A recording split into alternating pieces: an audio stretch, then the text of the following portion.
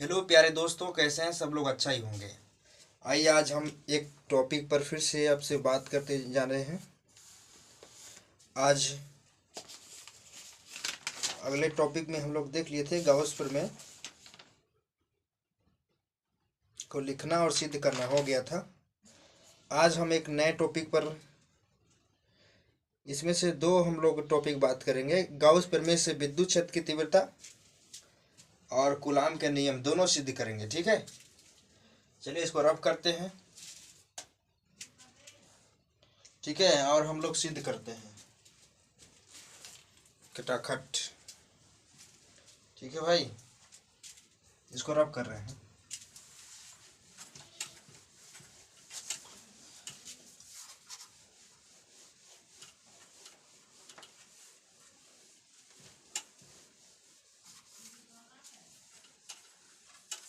आज हम देखते हैं, इम्पोर्टेंट क्वेश्चन है, वीक इम्पोर्टेंट क्वेश्चन है, शायद पेपर में आ सकता है। गॉस प्रमेय की सहायता से टॉपिक डालिए गॉस प्रमेय की सहायता से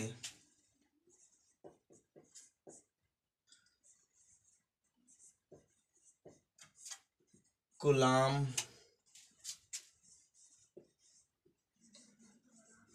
नियम का निगमन एंड इसमें विद्युत क्षेत्र भी आएगा। हम बताएंगे कहाँ पर कितना पर से है विद्युत क्षेत्र की तीव्रता। ठीक है, चलो तो सबसे पहले हम एक डायग्राम को यहाँ पे बनाते हैं इस टाइप से। ठीक, और यहाँ से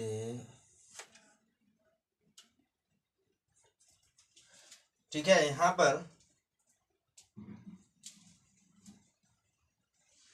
ये मान लीजिए गोला है, गोला। ठीक है, या सर्कल मान लीजिए इसको, या वृत्त। ठीक है, तो यहाँ पे एक बिंदु O है और O पर Q आवेश रखा है, और इनसे R दूरी पर एक बिंदु P है। ठीक है, और P पर Q आवेश भी रखे हैं, लगने वाला बल Q आवेश भी है P पर। ठीक है, जिन पर हमको कूलाम का नियम में सिद्ध करना है। ठीक है, और यहां से इसको dA सूक्ष्म क्षेत्रफल और विद्युत क्षेत्र की तीव्रता E। ठीक है, बस सरल डायग्राम, बस इतना ही बनाना है, बाकी कुछ नहीं करना है। इतना हमारा बन गया है।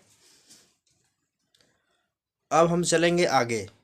ठीक ना, अब इसमें हम माना में लिख सकते हैं। माना में क्या लिखेंगे? माना बिंदु O पर Q आवेश के कारण R दूरी पर एक बिंदु P पर विद्युत क्षेत्र की तीव्रता E की गणना करना है। ठीक, तथा बिंदु P पर Q आवेश लगने वाला बल ज्ञात करना है। ठीक है, बस इतना ही लिखना है, बाकी कुछ नहीं लिखना है। चलो इतना हमारा हो गया। अब अगर नेक्स्ट वीडियो आप में देखे थे गाउस प्रमेय का कितना आया था फॉर्मूला, गाउस प्रमेय। ठीक है,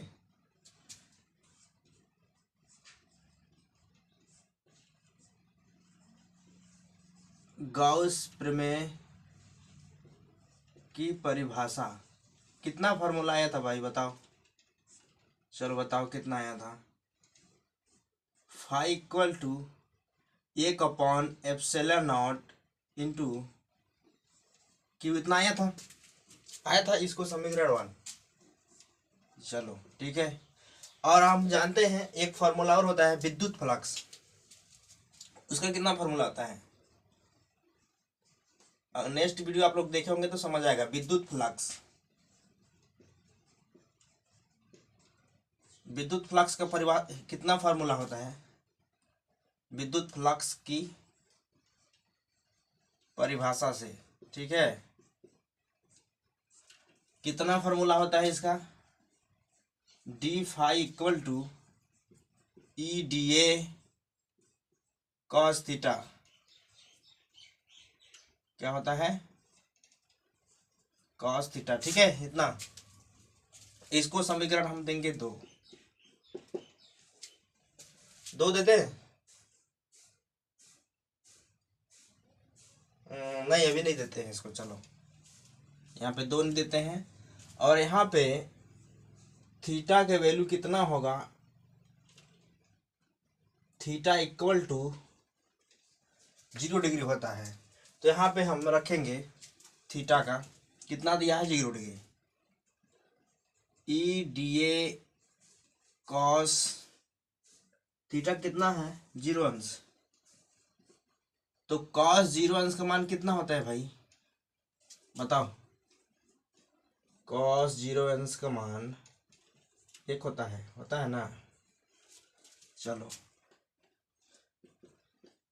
ई डी ए कॉस, अरे अब काहे कॉस 0 अंश का मान 1 होगा, तो यहाँ पे 1 लिख दो बस। और डी ए, ई डी ए 1 का इसमें मल्टीप्लाई होगा, खत्म हो गया, डी फाई, ठीक है। इतना आ गया हमारा।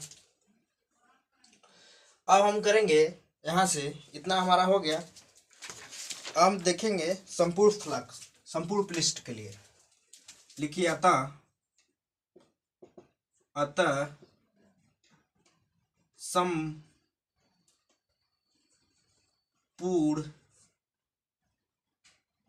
पृष्ठ,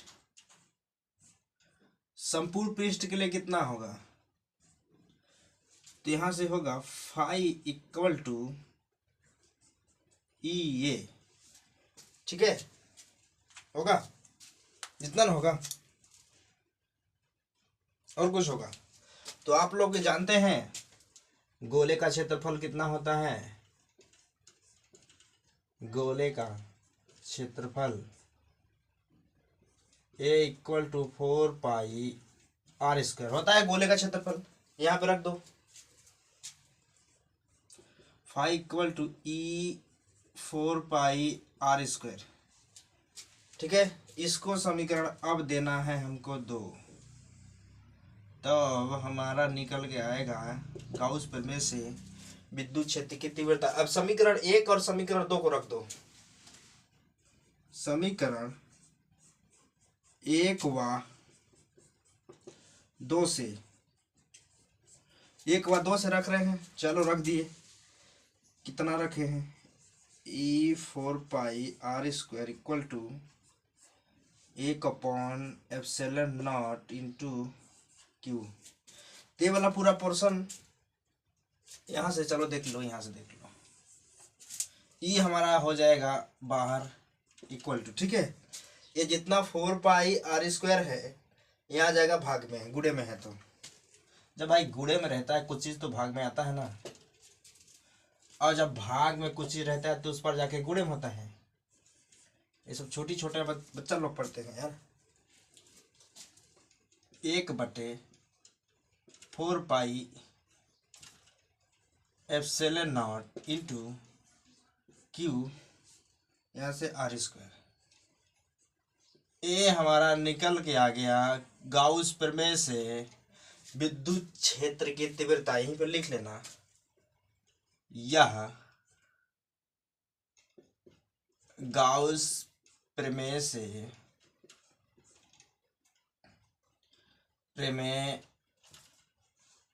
चलो हम नहीं लिखते हैं, आप लोग लिख लीजिए, क्योंकि भाई छोटा बोर्ड है ना, तो पूरे करना है, और कुछ करना है, कूलाम का नियम भी तो निकालना है, ठीक है ना। यहाँ पर लिख लीजिए, यह गाउस प्रमेय की सहायता से विद्युत क्षेत्र की तीव्रता हमारा निकल गया इतना। अगर पेपर में आएगा विद्युत क्षेत्र की तीव्रता निकालने के लिए, तो विद्युत क्षेत्र की तीव्रता यहाँ से निकाल देते हैं, अब सेम, ठीक।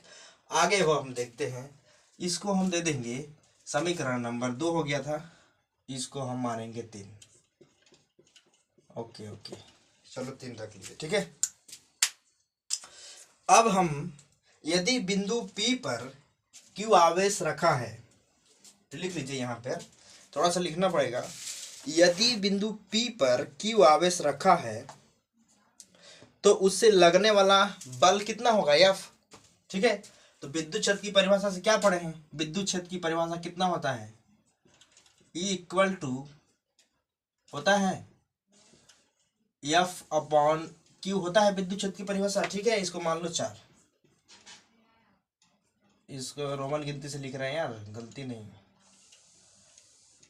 इसको समीकरण 4। ठीक, तो समीकरण 3 और 4 को रख देंगे भाई, यहीं से हमारा निकल का जाएगा। ठीक, ठीक है, रख दो, बराबर है, ये भी ई है, ई है, बराबर होना तो कितना आ जाएगा, समीकरण, अरे यार 3 व 4 से, ठीक है, 3 और 4 से, 3 और 4 से हम रख दिए, कितना आया, F/Q इक्वल टू कितना है, 1/4 पाई, 1/4 पाई एप्सिलॉन नॉट Q/R²। तो यहाँ से क्या करेंगे, हमको कूलाम का नियम चाहिए, तो F ले लेते हैं, Q को साइड भेज देते हैं, यहाँ पे आ जाएगा गुणे में, ये भाग में है तो बताएं, भाग में है तो गुणे में जाएगा। ठीक है, F equal to 1/4 pi epsilon naught into Q into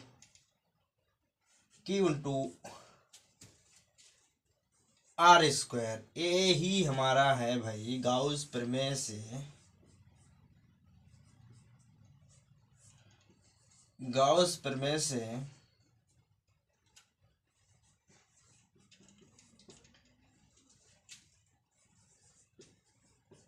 coulomb का नियम। ठीक,